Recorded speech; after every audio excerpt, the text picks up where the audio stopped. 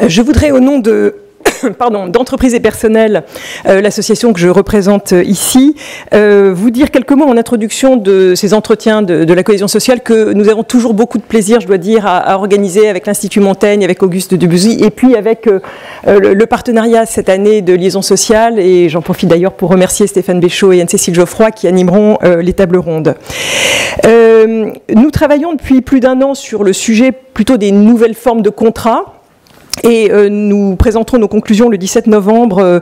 Mais je voudrais déjà partager avec vous quelques axes, quelques réflexions sur lesquelles nous avons envie d'insister à l'intérieur, j'ai envie de dire, de ce débat aujourd'hui. Première idée, le constat dont on est parti, c'est que finalement la France au travail n'est ni figée ni sclérosée. On a tendance à raconter l'histoire de la France au travail comme un pays complètement coincé, figé, qui ne peut pas bouger. Il nous semble au contraire que quand on regarde la durée médiane des CDD qui est de 2 semaines, la durée médiane des CDI qui est de 24,2 mois, ce qui veut dire que 50% des CDI sont rompus dans les 2 premières années. Quand on regarde le succès de la rupture conventionnelle, quand on regarde qu'il y a aujourd'hui en France 980 000 auto-entrepreneurs qui cumulent souvent un emploi salarié avec ce statut ou avec la retraite, quand on voit les tendances lourdes aux États-Unis, 34% des travailleurs américains qui sont à leur compte, on voit bien que voilà, les choses sont bougent beaucoup plus qu'on ne pourrait l'imaginer, même si, on le sait, la majorité des contrats sont des CDI. Mais vous voyez, des CDI qui ne durent pas forcément éternellement.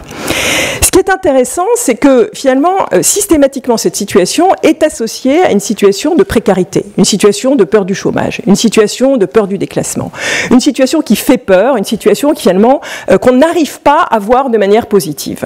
Et il nous semble qu'un des paris, une manière de poser cette question des nouvelles formes de contrat, c'est de se demander à quelles conditions et comment nous pouvons nous organiser tous autour de ces sujets-là pour que finalement ce soit vécu positivement et par tout le monde. Aujourd'hui, il y a de très forts déséquilibres. Quand vous êtes très qualifié, finalement votre bassin d'emploi, c'est le monde. Vous êtes dans une situation où vous allez pouvoir représenter un tel acquis dans la survie des entreprises que, effectivement, cette fluidité ne vous fait absolument pas peur.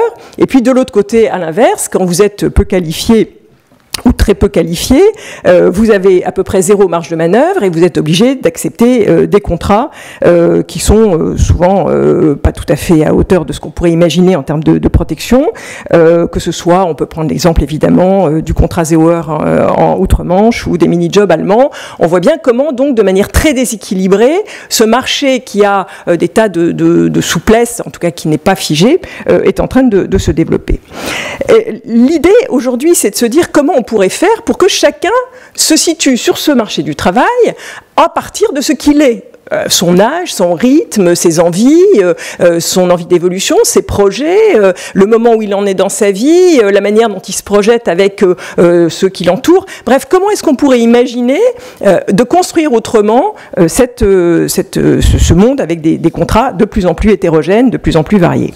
Et là, il nous semble que finalement, on pourrait formuler la question autour de la priorité qu'il faut donner à la question de la gestion des transitions professionnelle. Cette question des transitions n'est pas une question nouvelle, mais il nous semble qu'elle fait intimement partie de la manière dont on regarde l'évolution des contrats de travail et l'hétérogénéité qui est en train de se développer. Un des sujets sur lesquels nous avons tout particulièrement travaillé, c'est la question de l'intermédiation, ou plutôt des intermédiations, et comment est-ce qu'on pourrait aller vers des intermédiations positives de qualité qui seraient vraiment au service finalement d'un marché du travail peut-être plus harmonieux et plus à la disposition de tout le monde. Aujourd'hui, l'intermédiation elle est assurée par des acteurs très divers, ça va des job boards de Monster à LinkedIn, les sociétés de portage, les cabinets de recrutement, d'intérim, le service public de l'emploi évidemment. Les coopératives d'activité et d'emploi qui sont extrêmement intéressantes à regarder, bien sûr les chasseurs de tête, les places de marché, Uber c'est une forme de place de marché, TaskRabbit, la création des espaces de coworking. Vous voyez bien que tout ça, toutes ces formes d'intermédiation sont en train de se développer au même rythme, j'ai envie de dire, que cette hétérogénéité des formes de contrat. Et finalement la réflexion est complètement liée à ce que disait Henri de Castries précédemment, c'est-à-dire la digitalisation de la société société, qui fait que, effectivement, l'accès au marché, la manière dont on va pouvoir penser son rapport à l'emploi est complètement traversée par un certain nombre de transformations digitales qui jouent également dans les questions d'intermédiation et finalement de transition professionnelle. Et là, je crois qu'il y a une réflexion importante à mener, à la fois sur les dimensions de qualité de ce marché, à la fois sur les conditions d'accompagnement des plus fragiles dans ces situations-là. Et je crois que tout ce qui a été fait autour du Conseil en évolution professionnelle est quelque chose qu'il faut suivre de près. La manière dont on saura accompagner les individus dans ce qui est en train d'émerger va être là aussi une condition extrêmement importante de réussite de ce qui est en train de se développer en France. Deuxième sujet, dans ce contexte-là, il est absolument indispensable de renouveler, presque de réinventer les formes de représentation. 3 exemples pour montrer que ça bouge déjà beaucoup là-dessus. En Italie, des nouveaux syndicats, alors certes affiliés aux grandes centrales, ont pris en charge les travailleurs indépendants et les travailleurs intérimaires depuis déjà plusieurs années. Ce sont des syndicats qui ne sont ni des syndicats de métier, ni des syndicats de branche, ni des syndicats d'entreprise. Donc là aussi, et ça existe quand même depuis 1990, donc intéressant de regarder comment naissent d'autres formes de représentation à partir d'un statut finalement. Aux États-Unis, vous connaissez tous le travail qu'a fait Sarah Horowitz depuis 1995 avec les Freelancers Union, qui compte quand même 250 000 membres aujourd'hui et qui est en train de finalement fabriquer une sorte de nouveau mutualisme, j'ai envie de dire, là aussi des expériences extrêmement intéressantes. Et puis en France, peut-être qu'un des exemples les plus emblématiques qu'on a vécu, c'est celui de tout ce qui est autour de la génération, du mouvement Génération Précaire.